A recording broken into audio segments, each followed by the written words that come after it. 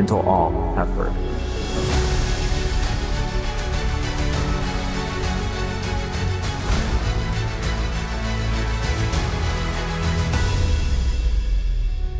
Hello, and welcome back to Friends in Action International's podcast, Till All Have Heard.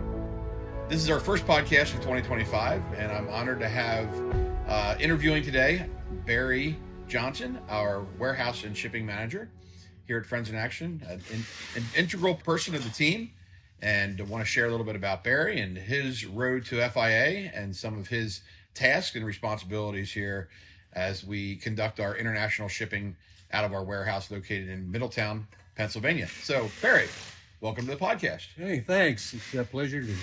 Thanks. So let's start from the beginning. Let's kind of cut it to the basics. Where are you from? What can you share about your background a little bit before joining Friends in Action? Okay, I grew up in West Virginia, the western part next to Kentucky. Went to college there in the closest university. Previous family had gone there to be teachers. Went to North Carolina to teach, got in the Air Guard, started a military career. I stopped teaching in 2000 and then just did military stuff. So the last thing I did in uniform was represent the Transportation Command to the Foreign Military Sales Agency in DC as the liaison between the 4-star and the 2-star. Which exposed me to a lot of the export-import instead of just what I was experiencing through the cockpit, hauling around stuff in a C-130. So I ended up being a civilian with the Army, doing transportation policy for foreign military sales, and then became very involved with export and import compliance and dual-use items and things that you can send and not send.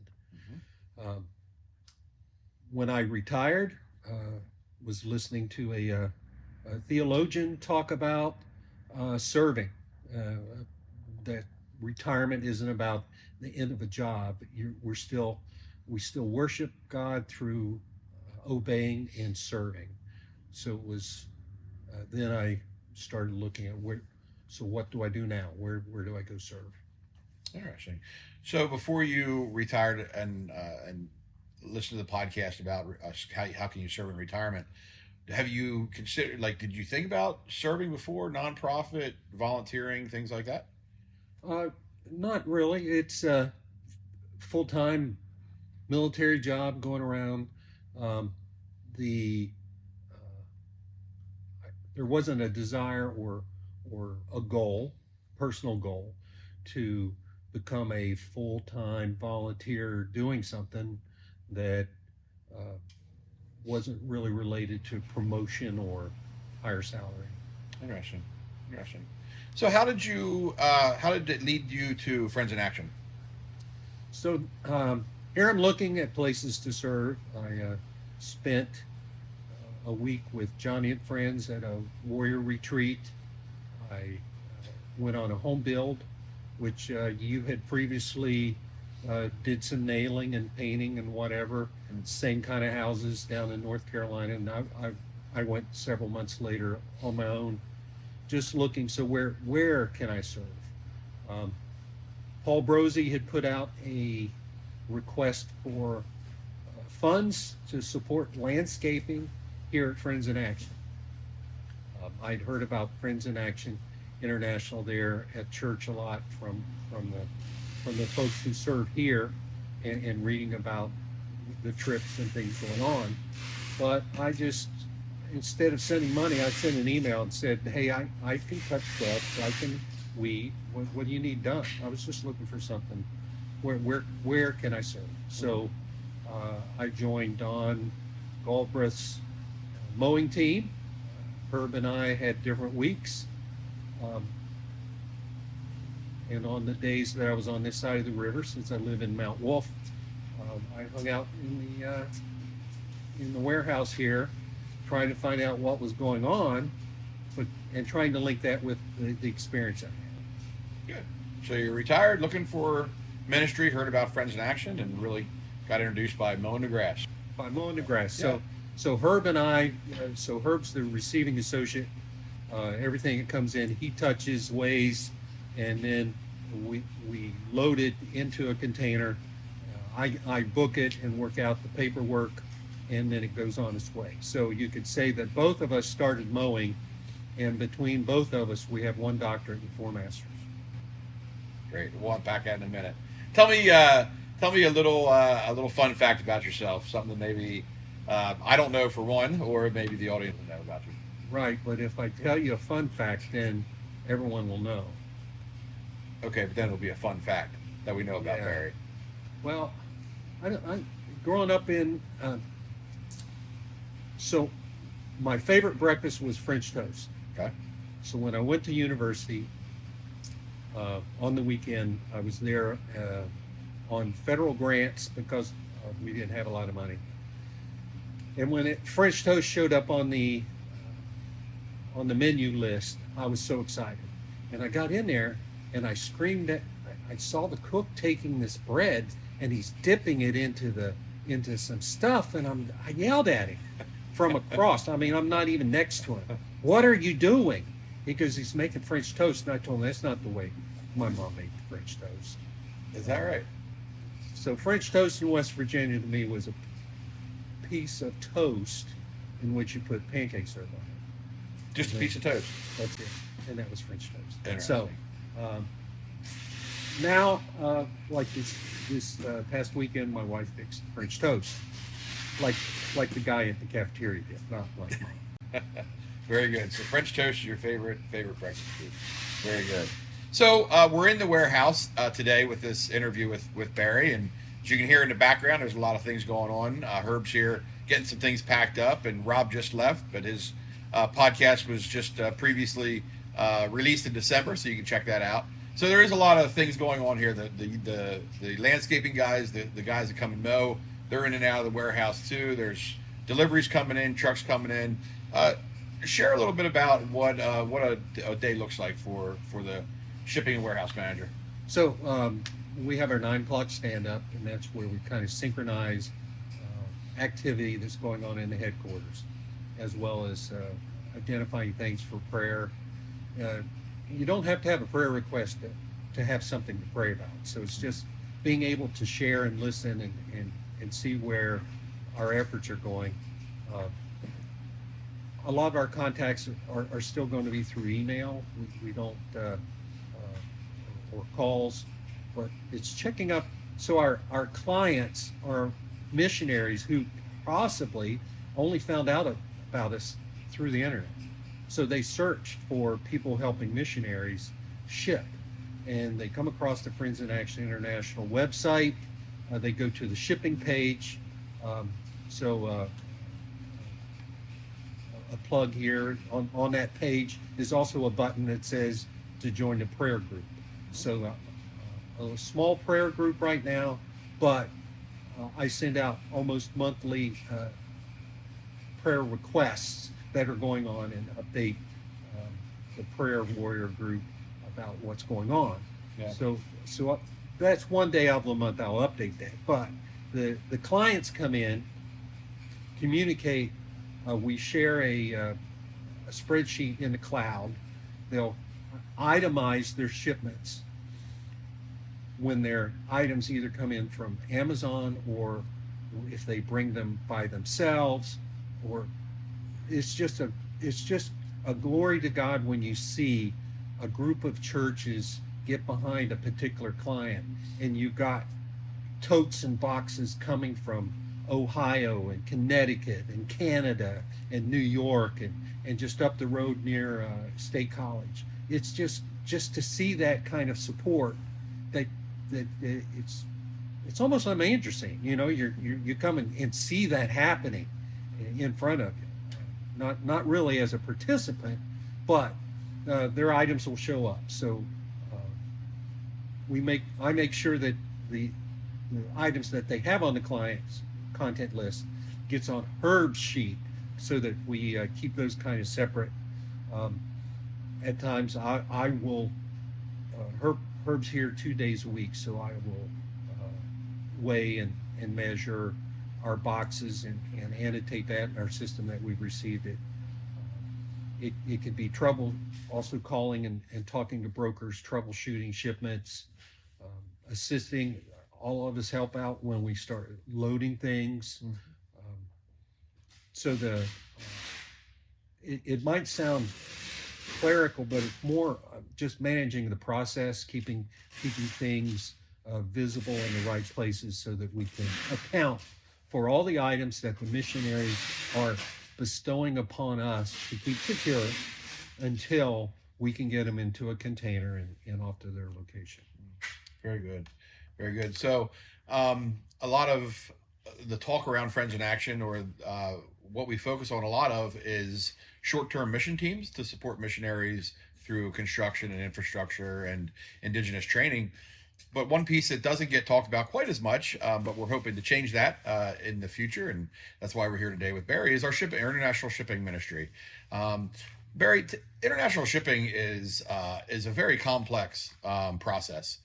Tell me about some of the unique things that you've come across, whether that be a difficult shipment or a hard to reach place with a shipment, or some of the uniqueness that we may not think about, even the codes that some of our associates are helping with. Unpack that a little bit for us. So everyone likes their favorite shaving cream or their deodorant, or it might even be some special paint for their utility vehicle that they're transporting. But an aerosol can is compressed gas. So when shipping looks at an aerosol, it sees it as a class of hazardous material, even though it's a can that you have, deodorant, things like that don't probably give you a sense of danger. But when we start talking about packing and shipping and moving things, every dangerous good has to be declared. It has to be packed a certain way. So the uniqueness there is we could go from a can of deodorant and tell the client, hey, the only dangerous good you have here is this can of deodorant. It's going to increase your shipping rate $400 for that can. So it's the relationship to a transportation requirement and the charges inside the transportation system to be able to handle, recognize, and even drive that. Just one can in there may require a driver with a hazmat certificate. Many drivers don't keep a hazmat certification because they don't move that much hazardous material. So it becomes even more premium. So that's what I think uniqueness and what we look out for, because our shipments are not our shipments, and we would like to say they're our clients, but this is a ministry that supports Jesus. So it's not so much what we can get away with to get the end result, the shipment done. The point is, who are we working for? Any conversation that I can have with folks in the transportation business, when it becomes complicated, becomes an opportunity to share what we do here at Friends in Action. Hey, take a look at our website. So without that, if it was just an ordinary shipment, we wouldn't get those extra. It's interesting you mentioned about the relationship between us and the customer or the client, or a partner, however you want to look at them. If they were shipping with another shipping company that may not be so considerate, they may ship that deodorant for an additional $400, and the missionary would never know why or what the extra charge was for. Whereas having that conversation, that missionary could say, well, don't ship that stuff over. We can get something here in the country. Right. So it's not just deodorant though, but it's a first time missionaries going to the field. They'll ship their household goods over, construction equipment. We just shipped a really unique container to West Africa. Explain a little bit about what was in that. So we're supporting our water well drilling ministry, and inside that container was some heavy equipment, a mini excavator, skid loader, zero turn mower, 14 attachments for the skid loader, but especially there was 300 bags of 500-pound drilling clay called bentonite that's used for a very specific purpose in the drilling operation. So that container, we never really get close to the gross weight of a container, but we kind of pierced through that Except that ceiling. one. Except that one. So the only way to weigh it is to hear what the crane operator says it weighs. He told us it was overweight, and we took 42 bags of that bentonite out and some other things. And when the crane operator said that when he lifted it and it was underneath that gross weight, we didn't want to touch anything else and just put it back together.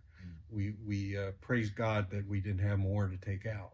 But it was just, as Herb and I measure and weigh each item, we don't have the ability to get an on-the-spot weight of our containers. There could be, if we just put numbers together, there, just like the $400 for your aerosol can, there are charges if your reported weight is not close to the actual weight. Right. Yeah, there's a lot of regulations, and just seem to continue to get more strict every year. In the past couple of years, especially with the import-export regulations and things. So I assume some of that hazmat and processing, you have to be licensed as well. And so there has to be someone on site who has the hazmat certification, that has training, and the air side of that goes every 2 years. The sea side of that goes every 3 years. So the organization, in order to be able to handle hazardous, we have to have one of those folks there. So I just finished my air certification, recertification, sent that certificate back to like FedEx and DHL, and the DHL representative said thanks, that we have qualified to be able to ship certain kinds of hazmat, hazardous material, dangerous goods, through DHL and FedEx, and it's without that training, we're not going to be able to do it. very good. So one of the things I have here as a question is to share one of the, a memorable story of a shipment, something that sticks out in your mind, a highlight of an impact that you heard after the fact. I know you just shared a picture last week of someone that got their washing machine, and they were over the moon to have a washing machine in the village and to be able to do that. I'm thinking of one other particular story, if you want to go there, where you showed us a shipment that was reaching some of the hard to reach places that possibly got stuck in the mud, it looked like. So the same washing machine was in a container that was being shipped to Central Africa. And the particular intersection that we had the picture of, 200 trucks were stuck for over 2 days. 200 trucks stuck in the mud. Stuck in the mud. So this isn't a container delivery down to your local warehouse or your local departments. We're sending containers that will actually become infrastructure for these clients. So this is going to a compound for a Christian and Missionary Alliance missionaries, and that container, it's not only had this washing machine that we bought locally because she wanted a specific model. We had pictures of what her the water looked like after she rinsed her clothes. She's so excited. She's hoping, just like we hope for the second coming. She's hoping for this delivery. So it gets there, and I just out of the blue wanted to check back with her to see how it is, and we got that wonderful picture. And even her responding is an encouragement. It's not just an encouragement to her and myself because of having a hand in that, but I wanted to share that with the headquarters because it was just an encouraging story. Yeah. So these missionaries are going out in some of the deepest and hardest to reach places out in these jungles, and they're getting just a little bit of convenience of home.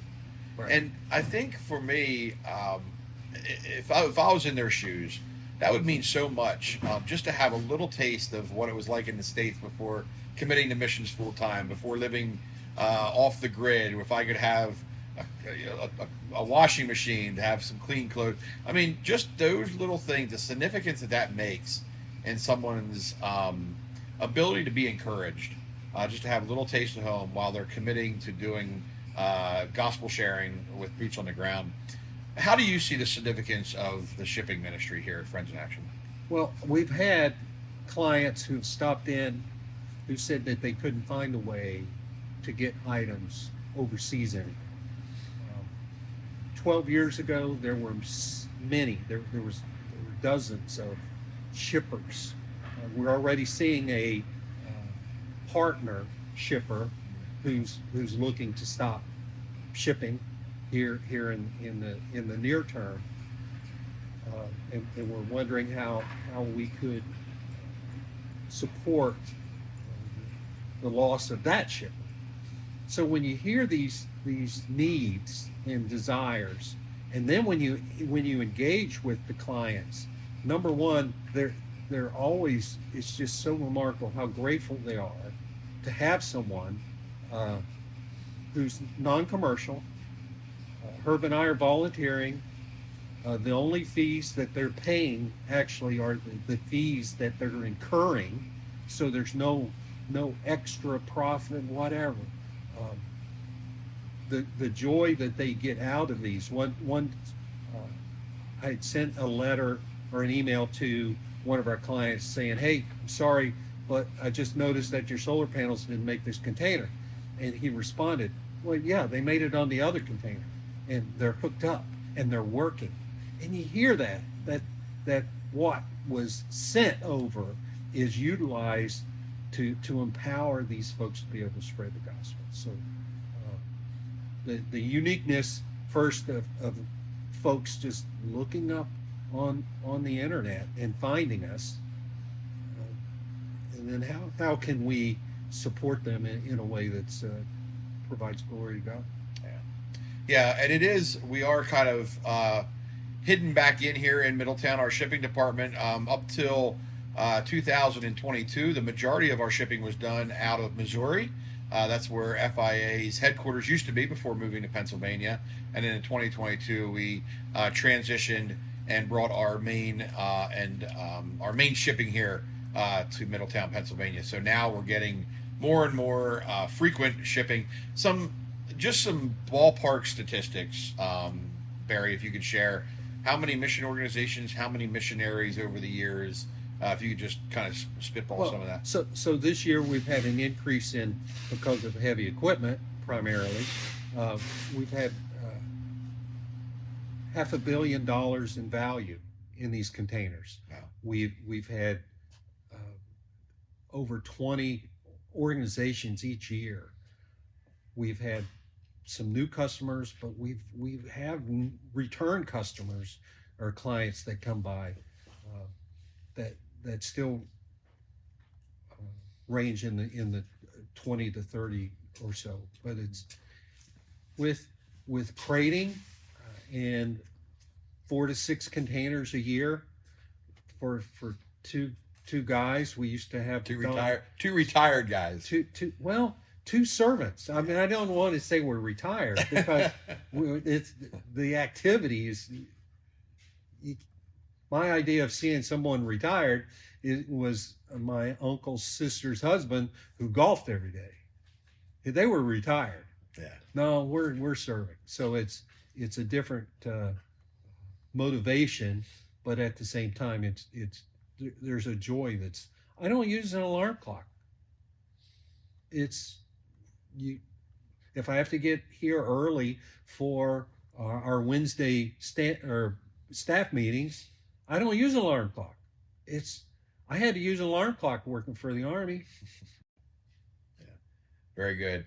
Yeah, we could talk about a number of stories. I mean, we didn't even touch on the amount of dog food that we ship, just because Dogs in other countries are a security factor for many people and living in other countries. So the importance of getting good dog food here in the States, toilet paper, paper towels, things like that. I mean, just the simple things that maybe you don't think of when you go over there, but some containers, they want you to put as many paper towels in every nook and cranny that you can fit paper towels into.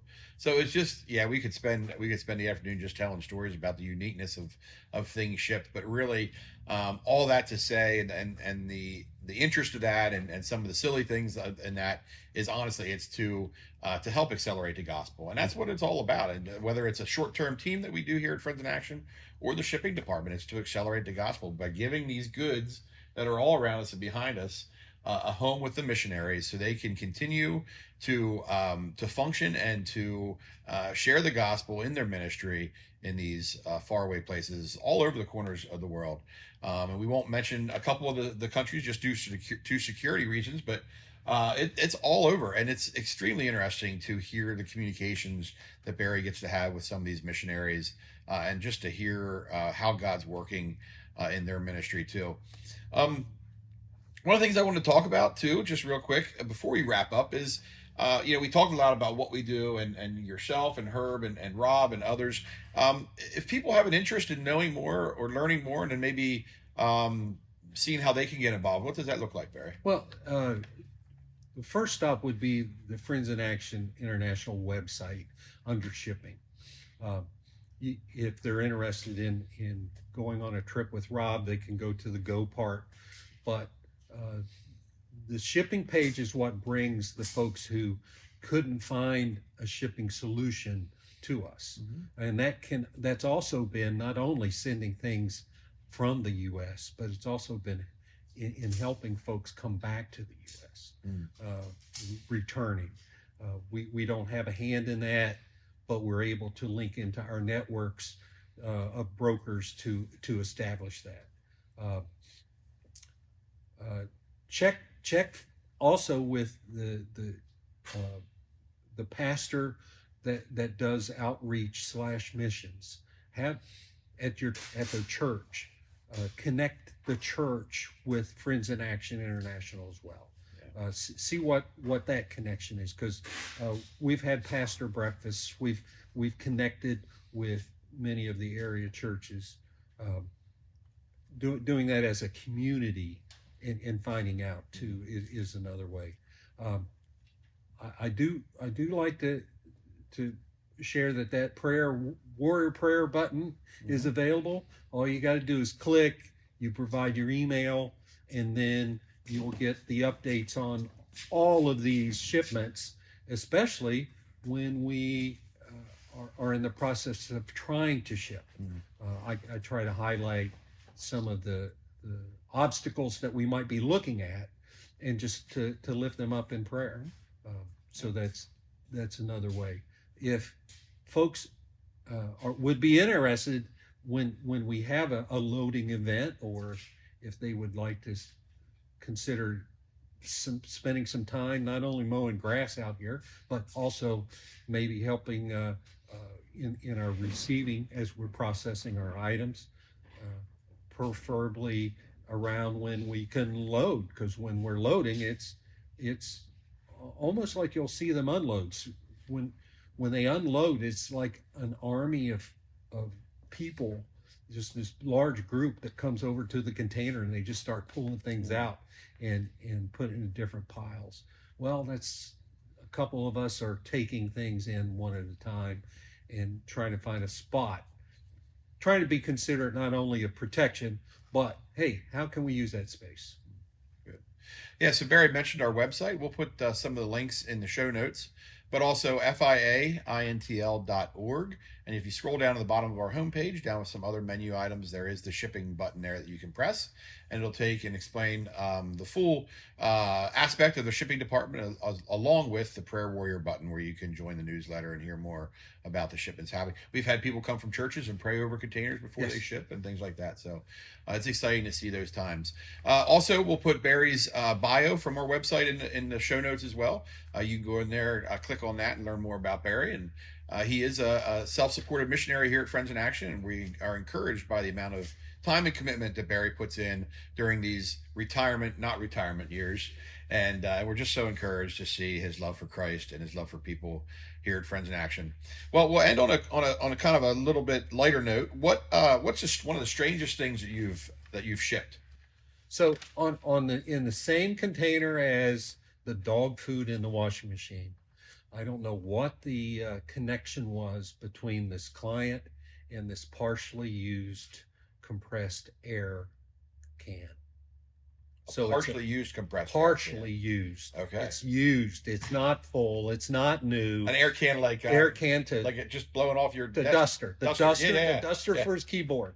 Hey, that's in his shipment. Okay. And he wants it to go across. Okay. So yes, it's not $400 per aerosol can. Right. But this partially used duster can is something that's cherished. Yeah, that's and I don't know, it's going to support his ministry, and supporting his ministry is going to expand the gospel. That's so right. You bet we're going to treat this partially used air can and pack it with love and make sure it's on all the documents that we need. The same guy wanted he has a nailer that works from a blank cartridge. He had 222 blank cartridge tools for cartridges that has its own specification. But because of the class, I couldn't even get those on a truck. I remember that. So we have those still here in a box, but we had to notify him, hey, your little 200, there's 2 small boxes of these industrial tool blanks are going to hold up the container. So from his precious gas canister or compressed air to the tools for cartridge, blank cartridges for tools, that was unique, kind of different. Interesting. Looking back at your time with FIA, what can you share with the audience, the most rewarding part of your ministry role that you play here? Well, the reward is each moment, all the time that we serve here in a servant role, it places us in a relationship with God that's not like what you have at home in terms of a husband or a family member. You're serving. You also, the other part to that is that you're representing a ministry. So reflecting the face of Jesus at the same time, you're promoting the organizations reflecting Jesus. That's the there's no other joy like it. You look forward to it every day. You're sharing in the prophet's reward, but just like those that said, well, we did all these miracles in your name, and said, well, count that your name is on the book that's in heaven.